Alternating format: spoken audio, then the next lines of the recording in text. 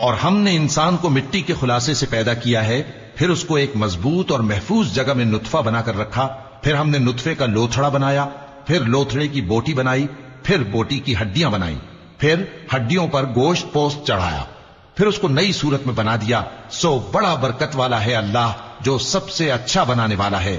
پھر اس کے بعد تم مر جاتے ہو، پھر قیامت کے روز اٹھا کھڑے کیے جاؤ گے، اور ہم نے تمہارے اوپر کی جانب 7 آسمان پیدا کیے، اور ہم خلقت سے غافل نہیں ہیں۔ اور ہم ہی نے آسمان سے ایک اندازے کے ساتھ پانی برسایا، پھر اس کو زمین میں ٹھہرا دیا، اور ہم اس کے نابود کر دینے پر بھی قادر ہیں۔ پھر ہم نے اس سے تمہارے لیے کھجوروں اور انگوروں کے باغ بنائے، ان میں تمہارے لیے بہت سے میوے ہوتے ہیں، اور ان میں سے تم کھاتے ہو۔ اور وہ درخت بھی ہم ہی نے پیدا کیا جو طور سینا کے دامن میں ہوتا ہے، یعنی زیتون کا درخت کہ کھانے کے لیے روغن اور سالن لیے ہوئے اگتا ہے۔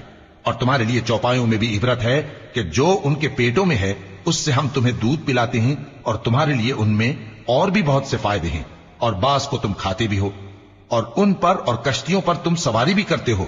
اور ہم نے نوح کو ان کی قوم کی طرف بھیجا تو انہوں نے ان سے کہا کہ اے قوم، اللہ ہی کی عبادت کرو، اس کے سوا تمہارا کوئی معبود نہیں، تو کیا تم ڈرتے نہیں؟ اس پر ان کی قوم کے سردار جو کافر تھے کہنے لگے کہ یہ تو تمہیں جیسا آدمی ہے، تم پر بڑائی حاصل کرنی چاہتا ہے، اور اگر اللہ چاہتا تو فرشتے اتار دیتا۔ ہم نے اپنے اگلے باپ دادا میں تو یہ بات کبھی سنی نہیں۔ اس آدمی کو تو دیوانگی کا عارضہ ہے، تو اس کے بارے میں کچھ مدت انتظار کرو۔ نوح نے کہا کہ پروردگار، انہوں نے مجھے جھٹلایا ہے، تو میری مدد کر۔